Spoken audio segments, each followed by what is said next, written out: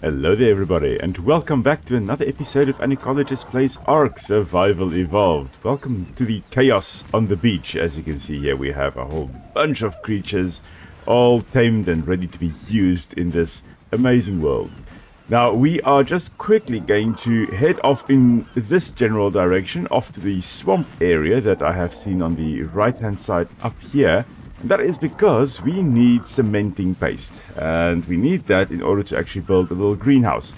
Because as I'm going to start getting into kibble and basically food to tame dinosaurs more effectively, I am going to need a whole bunch of crops. And in order to do that, the best way is of course to have some kind of greenhouse that you can grow your crops in.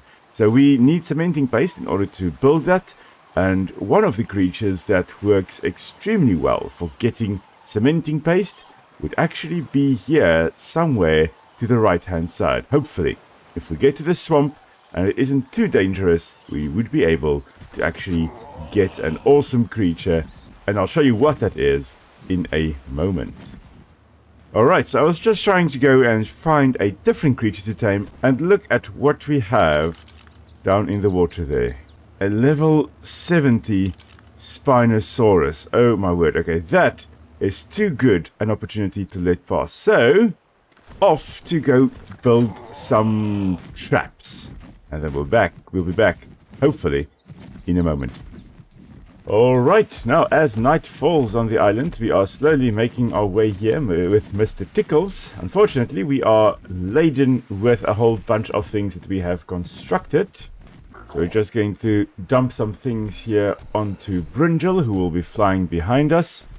And hopefully that is going to make us and Mr. Tickles over here a little bit faster. Yeah, that's alright. Okay.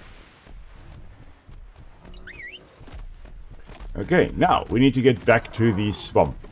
Alright, so I have of course turned the brightness up here, the gamma, just so that we can see what we are actually doing here. And since I'm playing on a single player game, this doesn't really have an impact on anyone else. It just makes it easier for everybody to follow and to see what on earth we are doing. So there is the Spinosaurus. I don't want to actually build the trap too close to him.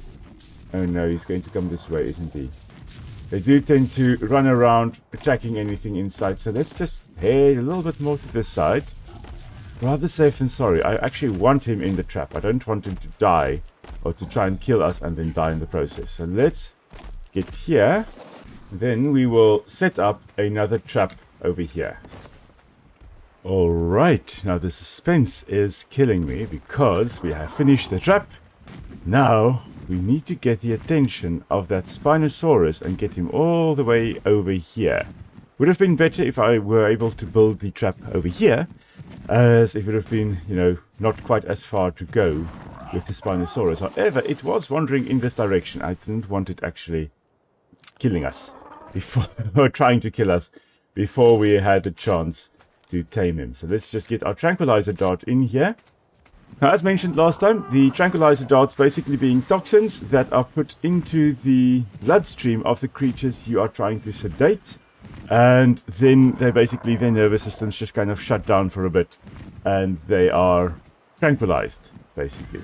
Now, of course, the amount of tranquilizer you are giving them will depend on the species you are tranquilizing. A large creature would need more tranquilizer in order to actually be sedated or to be tranquilized, whereas a smaller creature would need less, of course. Now I can't seem to find the Spinosaurus anymore.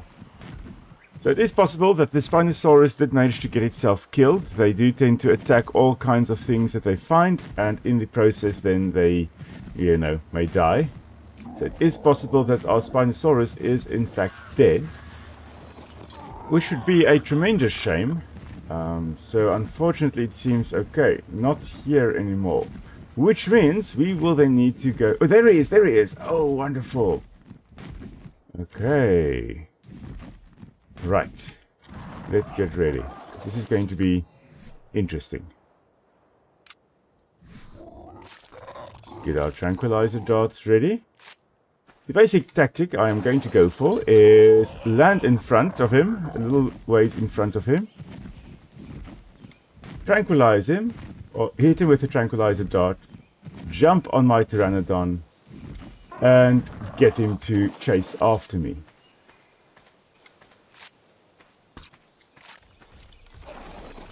And here he is. Oh dear, okay. A little bit faster than I anticipated. Wow, he is quick. Let's see, where are you? Oh, he is attacking a tortoise over here. Hit him with the tranquilizer again, and off we go. Should be right behind us. Yeah, he is. Oh dear, he is. He is really right behind us. Come on, please go into the trap. Oh, he's so close, he's so close. Is he in? Is he in? Oh dear, I don't know whether he's in. He's in. I think he's in. Now he is in. Oh dear, why did I jump down? Okay, anyway. Okay, so our first Spinosaurus, hopefully now he remains in the trap. We just have to stay out of his biting range here. No, Mr. Tickles! No, no, no, no, no. Sylvester, why are you being stupid? So Brengel decided that the best course of action would be to actually fly straight past our creature that we are trying to tame. That's brilliant. Now, this creature, Spinosaurus, would have been a piscivore, a fish eater, most likely. And we'll talk about why it is believed that it was a piscivore in a moment. He is taking quite a bit of tranquilizer darts over here, quite a few. Now, normally you wouldn't do this. You would give them one big tranquilizer dart with the right cocktail of things to make them go to sleep, and then wait a few minutes for them to actually be tranquilized. In this case, however, we can't do that. I think he is getting ready to go out. Well, knocked out, not get out of the cage, hopefully. Come on, please go to sleep. The torpidity should be quite high at the moment. So torpidity here being how asleep they are. There is a state that creatures can go into known as torpor, which is an amazing state we'll talk about, because some of the creatures, not the ones I think in here, but some of the creatures that we may encounter will actually be able to go into torpor. Okay, now what we were also encountering in the water here were a whole bunch of piranhas and hesperornis, basically these weird cormorant-like creatures, birds, that were swimming around over here. Unfortunately, I have now killed a few of these, which means that I need to quickly make a wooden club. And the reason I want a club is because a club is the best tool to use when harvesting these guys for the organic polymer, which you can see at the bottom there. And another hesperornis. Now hesperornis like this one over here actually still had teeth. They were birds with teeth. Now nowadays you don't have teeth in birds at all, but since birds are basically dinosaurs nowadays, they did once have teeth. I know originally they had teeth, but they lost it along the way. And at the time of the dinosaurs, when hesperornis was still alive, they still had teeth. And hesperornis probably would have lived very similar to a cormorant in that it would have fed on fish, using its toothy beak to actually grip onto the fish, and would have occurred along marine environments like this estuarine environment over here. Now Spinosaurus over here, as I've mentioned, was also a piscivore. It was also feeding on fish. And if we look at these teeth over here, let's just hide the club. If we look at the teeth here, notice that they are very long and conical. Now, conical referring to a cylinder shape teeth, they were designed to actually grip onto fish and hold onto it as they were as they were catching their fish.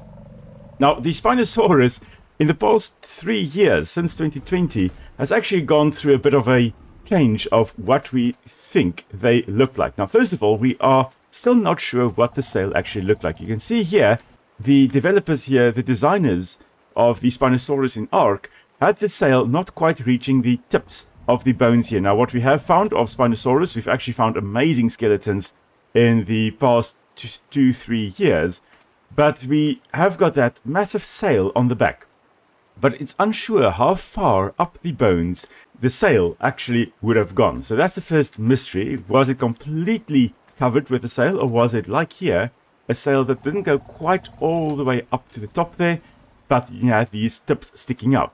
Also with the sail, we don't know what on earth it was actually for. There have been so many theories as to what the sail is for. Initially it was that, okay, well, maybe it was a way of regulating body temperature, as we have with Dimetrodon in this game, another sail-backed creature, but it's unsure whether that actually was the case. So it may or may not have been.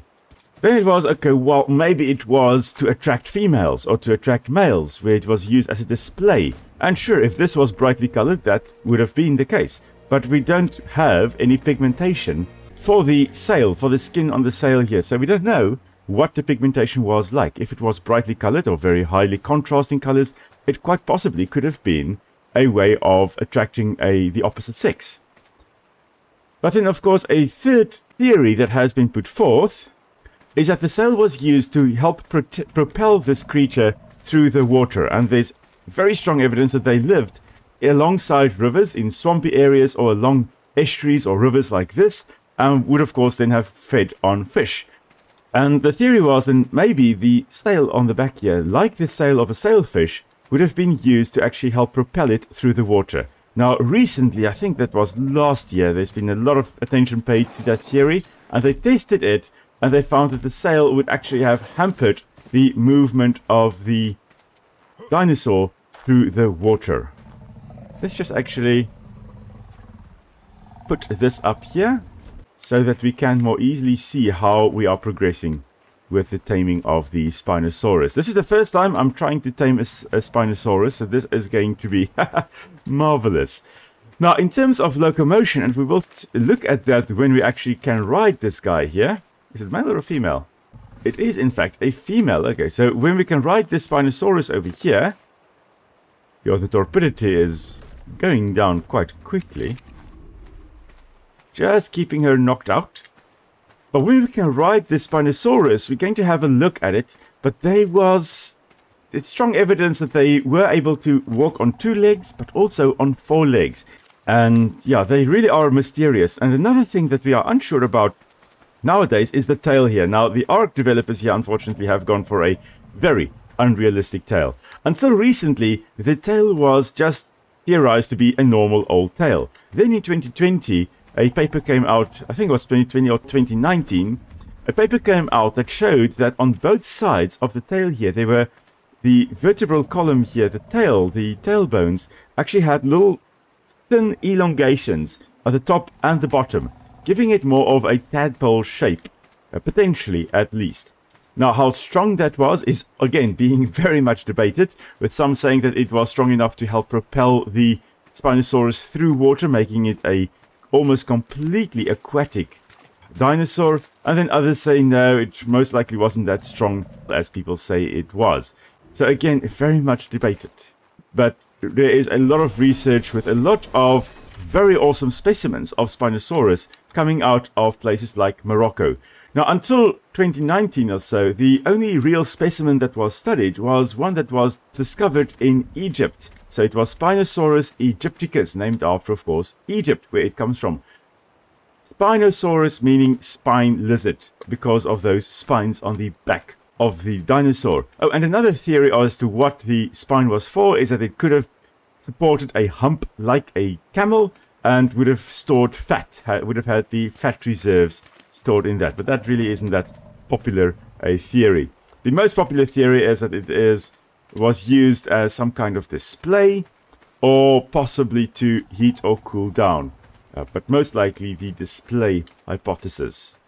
But then recently, as I was saying, in 2019 and 2020, amazing fossils have been uncovered, even more complete than of the original Spinosaurus fossil. And now there has been a lot of attention paid to this amazing dinosaur.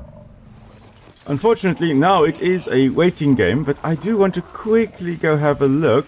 Which way should I go? This way up, yeah.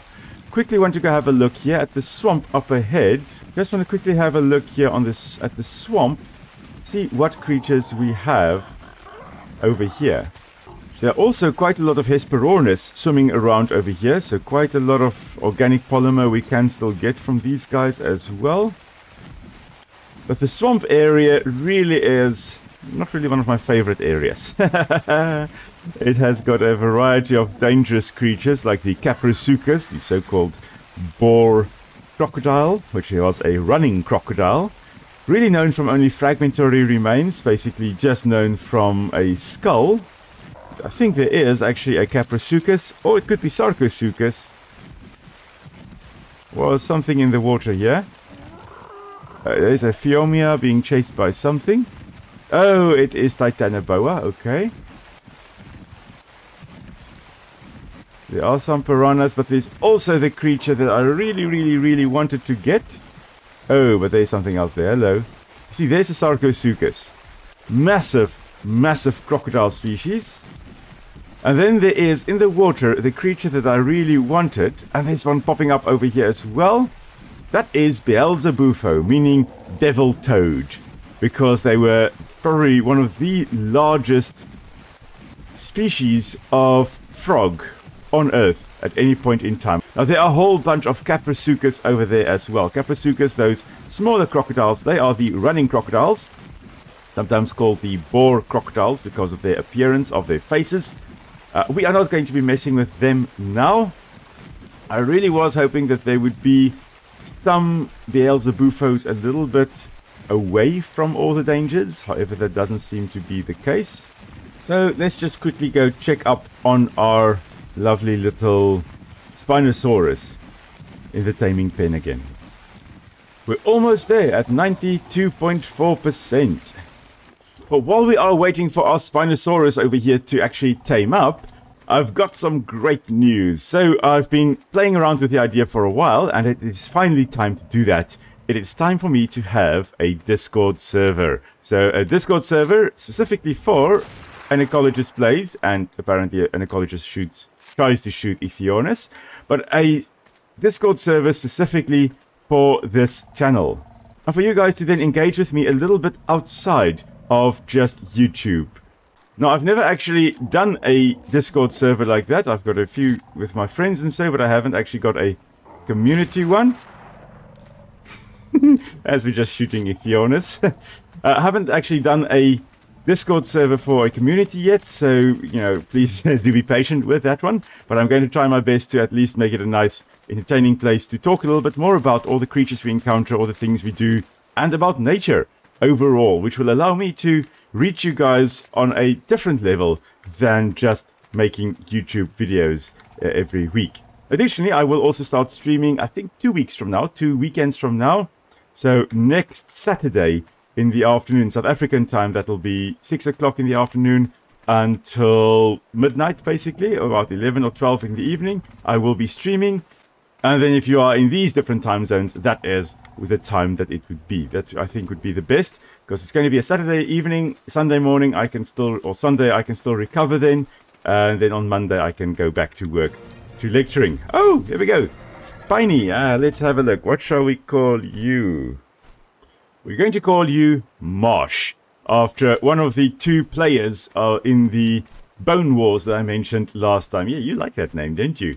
So remember I mentioned last time that there was the Bone Wars, and that was between Marsh and Cope. They were the 2 paleontologists that had a bit of a big rivalry going on. I don't think the Spinosaurus can actually fit through this gate, so I'm going to have to break it down, unfortunately. But that is hopefully going to allow Marsh over here to actually come out. So called Marsh because, you know, named after the paleontologist, but also then, oh, hello there, because it would have lived in a swampy environment. And now it's time to head home. But as I was saying, we're going to have the Discord server up and running hopefully soon, and feel free to then go and join the Discord server there in order to be able to chat to me a little bit more outside of YouTube. I don't like Troodons. Troodons die. What on earth have we got there? Is that... that's a Calicothere. Calicotherium is the species name. Let's just stay out of his way, because he will attack if we are too close. Very similar to the dire bears.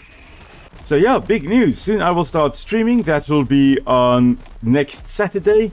And then the Discord server, which should now be up and running, I'll link down below how to get access to the Discord server for those of you that want to follow me there as well, or engage with me there. Now that we are home, what I'm crafting would be the whole ghillie suit, and actually a few pieces of each, because we've got so much organic polymer that we may as well just craft a whole bunch, for in case our armor breaks, at least then we have got spares. Now, unfortunately for me to make the Spinosaurus saddle here for Marsh, we do need cementing paste, which I do not have, and a lot of silica pills as well, which I also do not currently have. So that will have to be next time's mission. For now though, I do hope you guys enjoyed the episode and that you learned something new as well. At least now we do have one massive carnivore over here as well with our Spinosaurus, which I am really so excited about. I can't wait to ride this one into battle. It is going to be marvelous. So if you enjoyed the video, please remember to give it a like. If you haven't subscribed yet, please do so to help the channel grow as well. And then remember that there is, of course, the Discord channel as well that you are welcome to join at any point in time. And until next time then, everybody, stay safe. I will see you all soon.